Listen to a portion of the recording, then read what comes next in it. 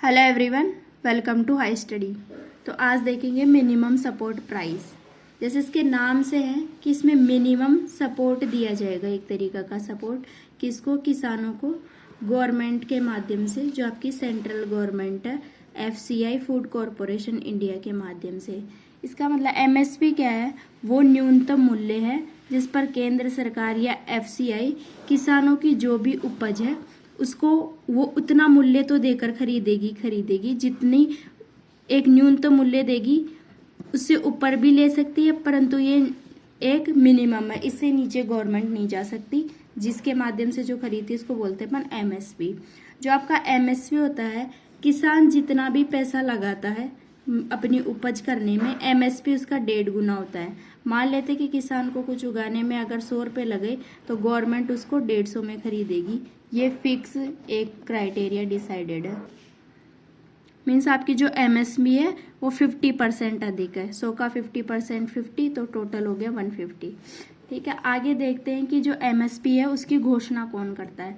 सबसे पहले तो ये साल में 2 बार आती है, जब पहले रबी की फसल उगाई जाती है और खरीफ की फसल उगाने से पहले जो गवर्नमेंट है वो रिलीज करती है, ताकि किसान उस हिसाब से फसल उगा सके। करता कौन है? सबसे पहले सीएसीपी आपकी एक बॉडी है जो कि सिफारिश करती है। उसकी सिफारिश के आधार पर जो आपकी आर्थिक मामलों की मंत्रिमंडलीय समिति है वो घोषणा करती है एमएसपी की। ठीक है, सीएसीपी क्या है? कृषि लागत एवं मूल्य आयोग। सीएसीपी की स्थापना हुई थी आपके 1965 में, और ये किसके अंडर काम करता है? कृषि एवं किसान कल्याण मंत्रालय। जैसे नाम में कृषि है, कृषि और किसान का कल्याण, तो उस आयोग के अंडर ये काम करता है। अब देखते हैं कि एमएसपी की गणना किस विधि के द्वारा की जाती है। एमएसपी की गणना के लिए 3 विधि है। एक अपनी A2 प्लस FL और एक है C2। ठीक है, ये दी गई थी MS स्वामीनाथन के द्वारा। ठीक है, अब देखते हैं A2 में क्या क्या आता है। जितना भी आपका डायरेक्ट एक्सपेंडिचर होता है किसान का, उस बेसिस पे दिया जाता है A2, जो प्रत्यक्ष जो भी उसका खर्चा होता है। जैसे जब वो बीज खरीदता है, उर्वरक, जो भी कीटनाशक, सिंचाई, जो उसकी भूमि का किराया, ईंधन, जितना भी जो डायरेक्ट एक्सपेंडिचर होता है उस बेस पर दिया जाता है, वो होता है आपका A2। जैसे A2 में आपका डायरेक्ट एक्सपेंडिचर हो गया टोटल, तो A2 प्लस FL में क्या आएगा? A2 तो जो डायरेक्ट एक्सपेंडिचर हुआ, FL होता है आपका फैमिली लेबर, जो किसान की पूरी फैमिली उस खेत में काम करती है, उनके लेबर को जब ऐड कर दिया जाता है तो ये होती है आपकी A2 प्लस FL विधि। राइट नाउ इसी के बेसिस पर आपका MSP दिया जाता है। ठीक है, इसको याद रखना है। जो C2 है, इस पर किसान डिमांड कर रहे हैं कि हमको C2 पर दिया जाए, तो C2 में क्या आता है आपका? A2 direct expenditure plus family labour plus जो किसान की स्वामित्व वाली भूमि है या जो उसकी अचल भूमि है, उसका किराया और ब्याज को भी शामिल किया जाता है। ठीक है, C2 किसान के लिए ज़्यादा फायदेमंद होगी अगर इस पर उसको MSP दिया जाएगा। अभी टोटल 22 जो आपकी फसलें हैं उन पर MSP दिया जाता है।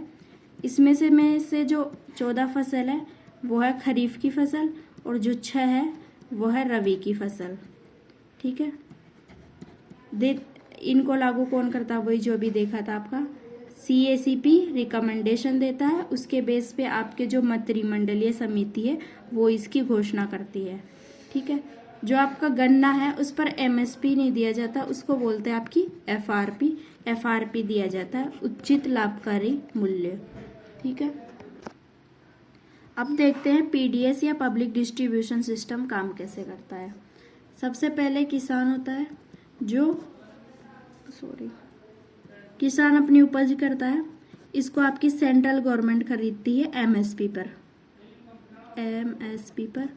सेंट्रल जो गवर्नमेंट है वो इसको रखती है FCI इसका क्या है? बफर स्टॉक है, जहाँ पे ये सब कुछ खरीद के एक तरीके से स्टोर करके रखती है। फिर जो सेंट्रल गवर्नमेंट है वो जितनी भी आपकी स्टेट गवर्नमेंट है उनको डिस्ट्रीब्यूट कर देती है। ठीक है, ये जिस पे करती है उसको बोलते हैं इशू प्राइस। जिस प्राइस पर सेंट्रल गवर्नमेंट स्टेट गवर्नमेंट को कोई भी अनाज या खाद्यान्न उपलब्ध कराती है उसको बोलते हैं आपकी इशू प्राइस या फिर निकासी प्राइस। ठीक है, फिर जो आपकी राज्य सरकार होती है वो इसको बेचती है एफपीएस, जो आपकी फेयर प्राइस शॉप्स होती है उन पे बेचती है, ठीक है। फिर ये जो फेयर प्राइस शॉप है, यहाँ से जो लाभार्थी है वो इसको राशन कार्ड के माध्यम से प्राप्त करता है। इस प्रकार टोटल जो आपका पब्लिक डिस्ट्रीब्यूशन सिस्टम है वो काम करता है। अब देखते हैं ई नेम क्या होता है। ई फॉर इलेक्ट्रॉनिक, तो ये एक इलेक्ट्रॉनिक पोर्टल है जो क्या करता है, आपके जितने भी स्टेट्स हैं उनकी जो एपीएमसी मंडी है उनको आपस में जोड़ता है।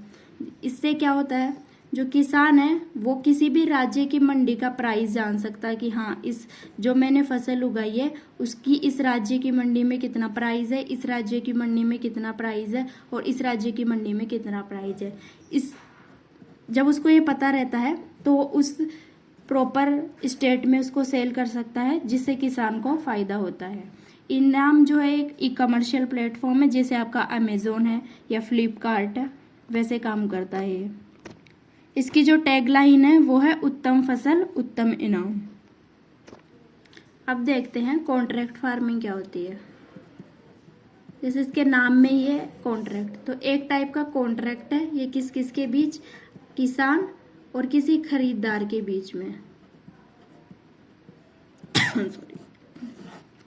तो ये कॉन्ट्रैक्ट कैसे काम करता है, ये कमर्शियल पर्पज से होता है। जैसे कि मान लेते हैं ये खरीदार कोई चिप्स बनाने वाली कंपनी का मालिक है, तो इसको चिप्स बनाने के लिए एक प्रॉपर किस्म का आलू चाहिए होता है, तो ये किसी किसान से जाके कॉन्ट्रैक्ट कर लेता है कि आपको इस टाइप की फसल उगानी है और जब ये कंप्लीट हो जाएगी तो कुछ समय बाद मैं इसको खरीद लूँगा, ठीक है। तो एक तरीके से कॉन्ट्रैक्ट होता है जिसमें किसान इस खरीदार की पसंद की फसल की उपज करता है, ठीक है। इससे इस किसान को भी एक प्रॉपर जो है पैसा मिलता है और इसकी भी जो ये है फुलफिल हो जाती है, ठीक है। ऐसी और वीडियो देखने के लिए हाई स्टडी चैनल को सब्सक्राइब कर लीजिए। Thanks for watching.